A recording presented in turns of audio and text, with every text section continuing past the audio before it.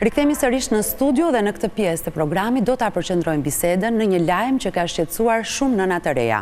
Jo vetëm një lloj qumshti për bebe, por edhe dy të tjerë më herët janë konstatuar me një bakter të rrezikshëm të njohur si cereulide.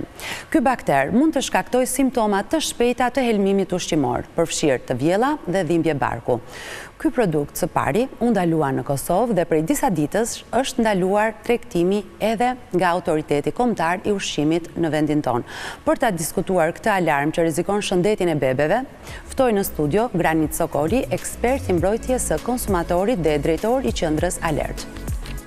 Përshëndetje Granit, mirë se vjen në Living Day, kënaqësi të të mirëpres. Faleminderit për mundësinë. Për një temë e cila sigurisht që është në favor të konsumatorëve shqiptar, por sot do të flasim për një shqetësim i cili i ka bërë të ndjeshme patjetër dhe me të drejtë të gjitha nënat e reja. Gjithashtu në komunikimin tonë do të kemi mundësinë që të dëgjojmë edhe dëshminë e një nëne dhe do të jemi në komunikim edhe me një mjek pediatër në Kosovë, aty ku edhe u konstatua për herë të parë ky bakter dhe kjo problematik në qumshtin e bebeve. E di që e ke ndjekur hap pas hapi dhe ke gjithë informacionin, le të bëjmë një pasqyrë të realitetit dhe të kësaj problematike që është konstatuar në muajin dhjetor dhe sërish tani edhe në muajin janar.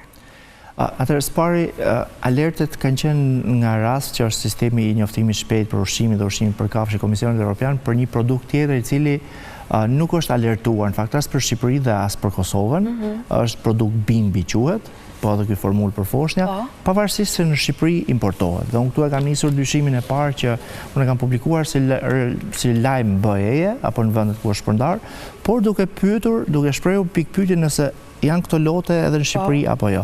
Sepse ai produkt unë kam parë pra duke kërkuar pastaj, kam parë që edhe importohet edhe në Shqipëri, por nuk janë të njëjtat lote, dhe që do të thotë që Shqipëria nuk është alertuar për këtë. Më pas nisim me këto janë produkte të Nestlé dhe Danone dhe që gjenden masivisht në tregjet tona, rrjetet e supermarketeve dhe të farmacive. Më pas u alertua Shqipëria për produkt NAN 1 në mos gaboj, i cili u publikua në faqen e Autoritetit Kombëtar të Ushqimit për masat e marra, ishte sjell nga një distributor në Shqipëri dhe u tërhoqën ato lote që ishin me probleme. Më pas u alertua Kosova për produktin e fundit, nuk më vjen emri tani. Aptamilin. U njoftua Kosova dhe në fakt Kosova pati edhe një problem shumë madh me komunikimin, Agjencia e Ushqimit dhe Veterinarisë Kosovës, sepse tha një herë e tërhoqën, pastaj deklaruan bashkë me kompaninë importuese që produkti është i sigurt, që ishte një çorientim konsumatori, pra për nonat e foshnjave.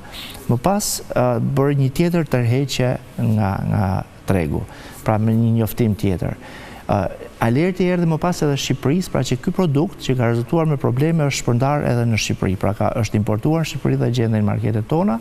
Në ndjenjën time ka ndërhyrë Autoriteti Kombëtar i Ushqimit dhe bashkë me kompaninë importuese, sepse është detyrim ligjor që kompania importuese ta tërheqë më njëherë nga tregu. Sigurisht ndërhyjnë autoritetet, në këtë rast AKU, për ta tërhequr sa më shpejt nga rrjeti i supermarketeve ku ata e kanë shpërndar. Presupozohet, sigurisht një pjesë është konsumuar, kjo nuk diskutohet, sepse kur vinë alertet, kryesisht rasteve vinë mbasi ka rezultuar një problem në këtë produkt diku ku është analizuar dhe patjetër që një pjesë e tij është shitur, është konsumuar, patjetër. Dhe kjo ndodh gjithmonë, jo vetëm përveç rasteve kur ndodh rrallë herë që produkti sapo ka ardhur është magazinat e distributorëve, nuk është shpërndarë etj. Jam dakord, por ka një ndjeshmëri tjetër kur bëhet fjalë për bebet dhe për qumshtin e bebeve. Sigurisht e frikshme është dhe ndjeshmëria është edhe reagimi mund të jetë i arsyeshëm, sepse për shembull në Francë, po nga këto produkte të Nestlés dhe Danones mos gaboj, kanë vdekur 2 foshnja dhe autoritetet presupozohet që kanë vdekur, shkaku janë këto, dhe autoritetet 2 prokurori në 2 qytete kanë nisur hetimet, sepse janë foshnjat lindura në dhjetor, të cilat... Në cilat vende? 2 qytete franceze, nuk i kujtoj. 2 qytete franceze, të dhe autoritetet, sepse edhe nënat e tyre kanë deklaruar që janë ushqyer me këto qumë. Do të flasim në fakt se sa i rrezikshëm është dhe përtej dhimbjeve të barkut dhe këtyre shqetësimeve, a mund të jetë edhe fatal përdorimi i qumshtit të kontaminuar? Do t'jem në komunikim në këtë moment me pediatrin Gëzim Xhara nga Kosova. Gëzim. Mirë dita. Përshëndetje, mirë se vini në Living Day. Përshëndetje dhe juve, përshëndes juve dhe gjithë qytetarët tuaj. Gëzim, ne përmes Granitit e dham një panoram të situatës në Shqipëri, por edhe në Kosovë. Ju mund të na ndihmoni me informacionet të tjera shtesë nëse keni, besoj e keni ndjekur bisedën deri më tani? Patjetër.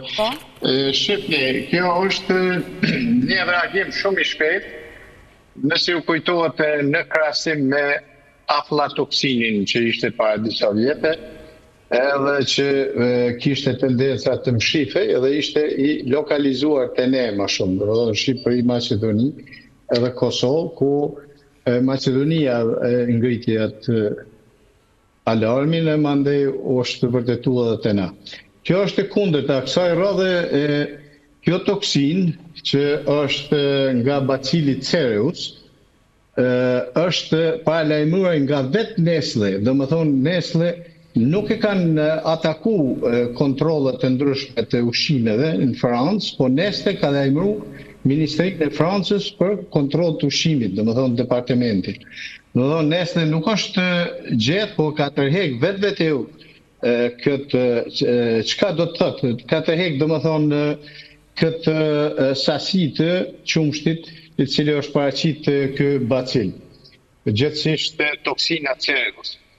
Toksina Cereus është një toksin shumë rezistente që prodhon bacili Cereus, i cili është shumë lehtë shkatërrohet. Mirë po kjo toksin paraqitet aty ku ka lagështi të ushqimi, mandej ku ushqimi përdoret i ripërdorshëm, domethënë kur ai nxehet, ftofet 2 herë ose më tepër, atëherë rrezikshmëria ngritet shumë e lartë. Bacili ka 2 forma. Një formë ka gastrike ose me vjellje, edhe formën tjetër ka me barqitje ose jashqitje. Me enterit, domethënë infeksion të zorëve. Doktor, nga eksperienca juaj në Kosovë, a keni patur ju fëmijë që kanë kanë manifestuar shqetësime të tilla, keni dëgjuar raste? Kemë pasur ose me vjellje barqitje. Po të ne, një ndër shkaktorët kryesor mirët si rotavirusi, narovirusi, do më thonë kryesisht viruset. Doktor, në këtë moment kemi një problem komunikimi. Alo? Po, vinte zëri pak me shkëputje dhe vështirë ta perceptonim atë që po thonit. Ju lutem nëse mund ta rregulloni pak kufjen dhe ta përsërisni edhe një herë përgjigjen. Moment është mirë, dhe unë po s'dite ju, si unë dëgjoj mirë. S'dia ju në dëgjoni tash. Problemi është se kësaj radhe, jo pse është ngrit alarmi në Kosovë dhe Shqipëri, po natyrisht autoritetet europiane kanë publikuar dhe është njoftu, kështu që masat kanë qenë reagimet e shpejta edhe këtu te ne, edhe është gjetë që prezenca e këtij bacili Cereus ose toksinës në qumsht të fëmijëve është edhe te ne. Po, Graniti pak më herët tha që edhe është konsumuar, pra deri në momenti që u ngrit alarmi është konsumuar. Na nuk kemi teori se nuk di për Shqipëri, po as për institutet tona të mikrobiologjisë se a kanë kapacitete me hulumtu, sikurse ishte Covidi për shemb fillim që kishte kapacitete, po nuk kishte njohuri për Covid.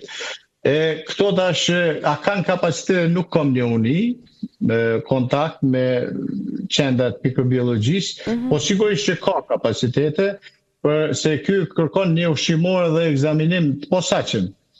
Do më thonë, ky bacili Cereus edhe don një mjellje të posaçme, nuk mjellje të thjeshta.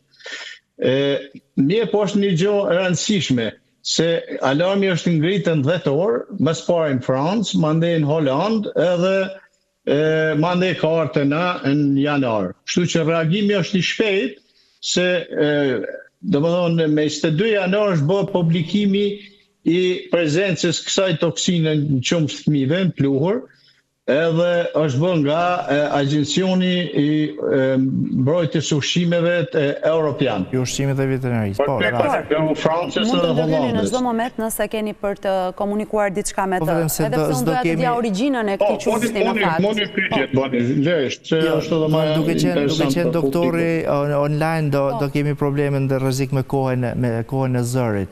Përbërja ushqimit. Tani Origjina e këtij qumshti që ka hyrë në Kosovë. Origjina është Origjina është Spari Nestle, thash, Nestle Spari e ka publiku vetë që ka prezencë kësaj toksine. E qartë. Edhe mandej kanë bo hulumtimet. Mirë po, kjo është paraqitur edhe në një qumsh që na shumë e përdorim Aptamil në Kosovë dhe Shqipëri. E tash, a ka paraqit vetë si Nestle Aptamili në qendrat europiane për kontrollin e ushqimit, atë nuk e di. Domethënë nuk muj me spekullu, me thonë që Aptamili se ka paraqit, a Nestle po.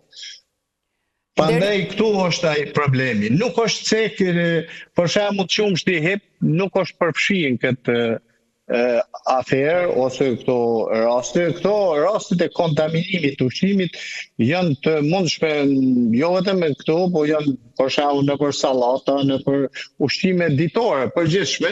Prandaj nuk është diçka alarmante, po është vetëm reagimi i shpejtë është më rëndësi. E qartë, dhe efektet e bebet, doktor, efektet e bebet, cilat ishin? Pra, dhimbje barku. Prej 30 minuta, deri në 6 orë, të marrjes, po mënoj, gëlltitjes toksines kanë vjellje shumë të mëdha, enorme. Mandej, mas 6 orëve, fillon paraqitet edhe faza e enteritit ose barqitjes. Po janë disa forma toksinës, nuk ka vetëm një formë, cilat shkon për shembull vetëm me barqitje. Ne nuk mujmë për çdo rast të marrim analizat, për shembull çdo fëmijë që vjen me vjellje, se kemi çdo ditë, sidomos te ne, mbi 30% pacienta me vjellje barqitje. Mirë po, nëse rasti ose fëmia nuk përmirësohet edhe ka rrezikshmëri, gjendja e tij keqësohet, atëherë duhet të jenë në hulumtime edhe gjendjes përgjithshme, për shkak se kjo toksin e pengon lëvizjen e kaliumit në qelizë, si dhe i dëmton mitohondriet. Mitohondriet janë mushkërit e qelizës, domethënë aty bëhet frymare ose proces oksidative qelizore. Prandaj dëmtimi i mitohondrieve paraqet një problem serioz për funksionimin jetësor të njerëzit, me paramendomë për bebe. Prandaj çdo rast i cili keqësohet edhe nuk reagon në terapi thjeshtë, na fillim shkojmë me masa të rehidrimit, të kompenzimit të elektroliteve e tjera, domethënë kriprave, edhe nëse nuk ka përmirësim, atë duhet marrë masa. Për shembull, në fatalitet, nuk të çon në fatalitet, doktor. Ashtu, nëse mirën masat si nga ana prindit, edhe prindi shef që fëmia nuk i përmirësohet me masa, domethënë simptomatike, se nuk ka bar caktum toksinës, mirë po ka bar caktum për bacilin. Se bacili cereus shkatërrohet me vankomicin. E kuptuam, doktor, kemi dhe një shkëputje të videos. Nuk e di nëse më dëgjoni, faleminderit shumë për prezencën tuaj, faleminderit shumë për informacionin. Faleminderit, ishte kënaqësi, edhe ju përgëzoj që reagoni shpejt me informata të ndryshme, edhe të informoni të prindit, domethënë me nevojë. Faleminderit shumë. Ne do të avjojmë bisedën në studio, gjithashtu do të në bashkohet në lidhje online edhe nëna e 3 fëmijëve, e cila djalin e vogël e ushqente pikërisht me këtë qumësht. Teksa ajo bëhet gati? Doktori tha dhe me drejt, në fakt, çështja e simptomave, se kjo është problematika për të kuptuar në spital. E kam thonë edhe 2-3 herë tjera pa marrë rol mjeku, që s'jam, por edhe më pas është publikuar dhe nga EFSA, në fakt nga Autoriteti Evropian i Sigurisë Ushqimore, që shenjat janë thuajse si të virozave të stinës, që nuk kuptohet lehtë nga mjeku. E vërtet, pra mund të ngatërohet. Nuk kuptohet se çfarë është. Nëse është nga stina, nëse është nga virozat, sepse diare, dhimbje barku e tjera. Dhe po ashtu siç e tha mjeku, në fakt vetëm analizat janë ato që mund të vërtetojnë se çfarë ka fëmia, pra foshnja, dhe që spitalet tona nuk kanë kapacitete për të bërë analiza për çdo pacient fëmijë që shkon për të mjekuar edhe nga viroza stine, por në këtë rast... Pra, për fëmijët të cilët e kanë pirë këtë qumësht, prindërit e tyre duhet t'i orientojnë për të bërë analiza. Patjetër që po, nëse i bojnë pastaj është tjetër histori, se është edhe çështje kapacitetesh laboratorike. Sa fëmijë shkojnë sot në spitale me viroza, dyshojnë nëse kemi kapacitete për t'i analizuar gjithë. Megjithatë, doktori tha që... Megjithatë, kjo do të ishte një hap për të ndjekur, pra për të kuptuar. E kemi Klaudia Kastratin. Klaudia, përshëndetje, e mirë se vjen në Living Day. Klaudia është nëna e 3 fëmijëve. A je e shqetësuar pas këtij informacioni, pasi doli ky lajm?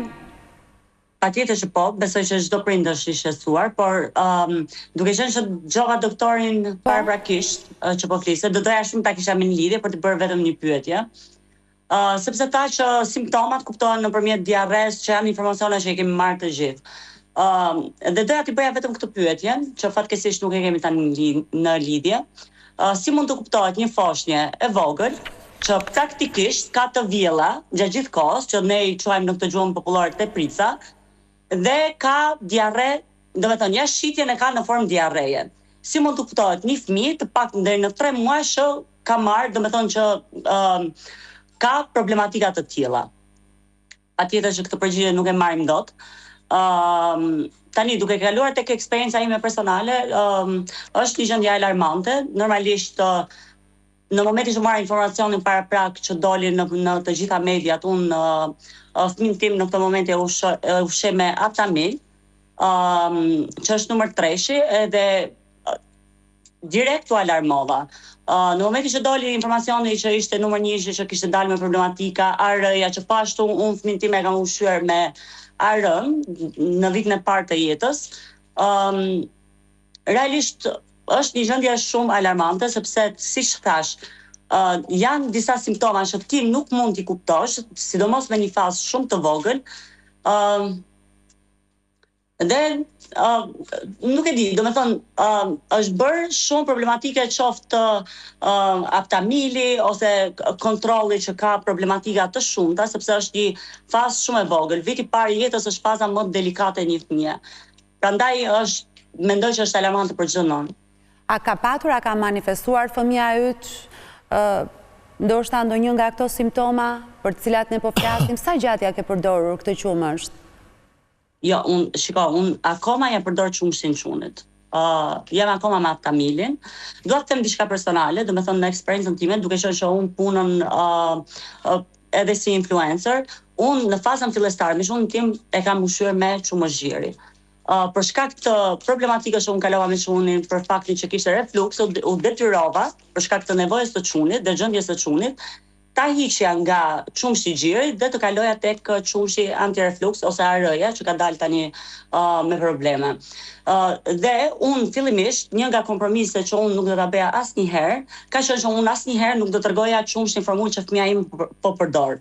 Sepse mendoj që jem një treg i gjerë, zgjedhjet janë të shumta dhe kush jam unë që të dalë të them që fëmia im është gjendur mirë me këtë X qumësh. Në momentin që pash, sepse unë hasa edhe vetë problematika të shumta në lidhje me stabilitetin e fëmijës tim, mungesave të shumta që kemi këtu, si në pediatri, mund ta them, për të dhënë një zgjidhje se si të funksionoj unë, si t'ja zgjidh problematikën fëmijës, unë pash, në bazë të informacioneve që mora, ndjeva të nevojshme që unë ta ndaj eksperiencën time, pra që kalova me çunin, sepse ka pasur shumë problematika të fëmijëve me refluksin ndjes. Megjithatë, kjo na çon në një temë tjetër, Klaudia, për të diskutuar, le të qëndrojmë për një moment tek problematika e qumshtit. Po dua të dal tek kjo.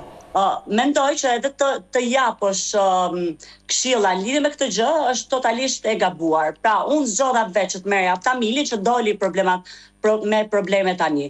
Pa diskutim kushdo duhet të promovoj ushqyerjen me qumësht gjiri. Ta ndërpres pak zonjën një moment, ndoshta e bëjmë edhe si dialog. Po patjetër, të lutem.